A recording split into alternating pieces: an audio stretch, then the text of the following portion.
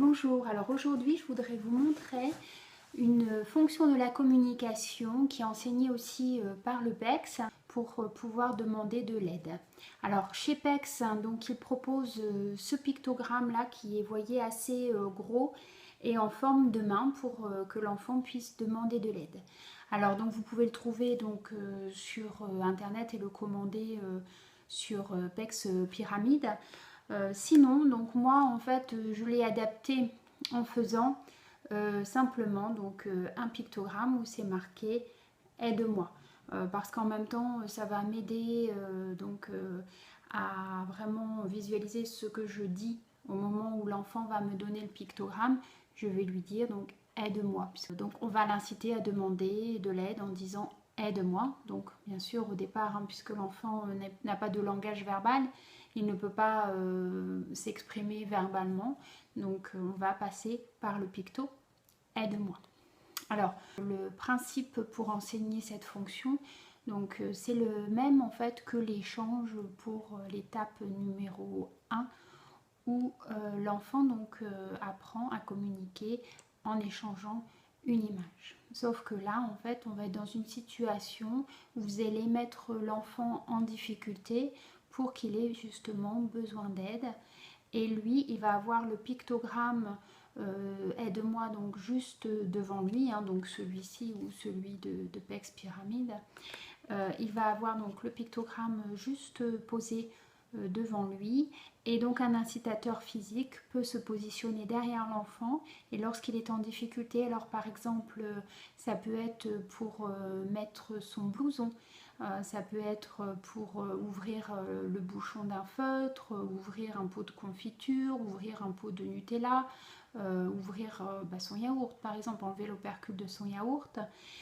Donc à chaque fois en fait l'enfant a le pictogramme aide-moi donc vraiment juste en face de lui, donc de façon visible, et l'incitateur physique dans ces cas-là donc va faire attraper le pictogramme pour que l'enfant le donne donc au partenaire de communication qui va tout de suite l'aider. Donc ça c'est un pictogramme je trouve qui est important à enseigner à l'enfant, parce que les enfants, quand ils n'ont pas de langage verbal, ils sont souvent en difficulté. Bon, ce sont des enfants aussi qui ont des difficultés de motricité fine, qui vont avoir du mal donc, à mettre leur blouson, à remonter la fermeture éclair, à enlever les bouchons donc, des feutres, à dévisser par exemple pour coller donc, un tube de colle. Il y a beaucoup de situations où l'enfant va être en difficulté, où il aura besoin de demander de l'aide. Donc au lieu de se mettre en colère, de ne pas réussir à faire quelque chose, c'est important à mon sens de très vite lui apprendre à demander de l'aide de façon adaptée. Donc n'oubliez pas, c'est que quand l'enfant vous donne le picto aide-moi, vous lui dites aide-moi. Voilà, et au fur et à mesure, en fait, vous allez inciter l'enfant à parler, parce que vous allez donner le début, vous allez dire aide, vous allez voir que très vite, l'enfant va prononcer la fin de la petite phrase et va prononcer donc moi, et ensuite au fur et à mesure il va pouvoir être capable directement de pouvoir parler. Donc ce pictogramme là il peut être également enseigné pour des adultes qui ont eu un traumatisme crânien ou un accident vasculaire cérébral, qui n'ont plus l'usage de la parole, ou même pour des maladies neurodégénératives, pour des adultes qui ont des difficultés donc verbales, et ça va être un moyen donc de leur apprendre à demander de l'aide.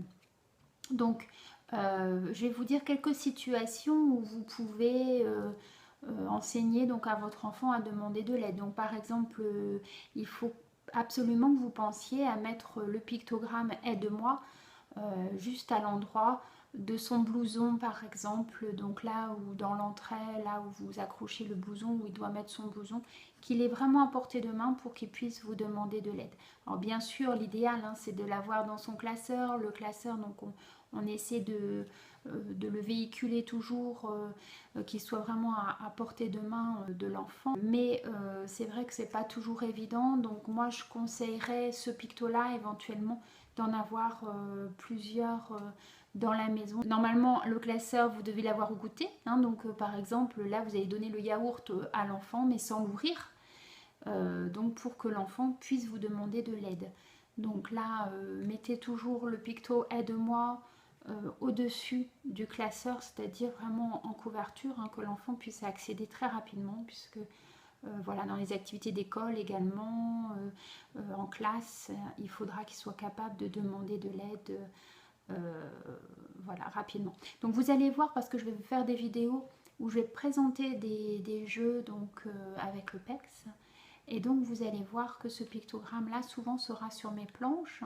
Comme ça, il est vraiment facile d'accès pour l'enfant pour me demander de l'aide en cas de difficulté dans les activités. Si vous avez des questions, n'hésitez pas à me les poser et j'espère que j'aurai été suffisamment claire pour vous aider à mettre en place ce pictogramme. Aide-moi.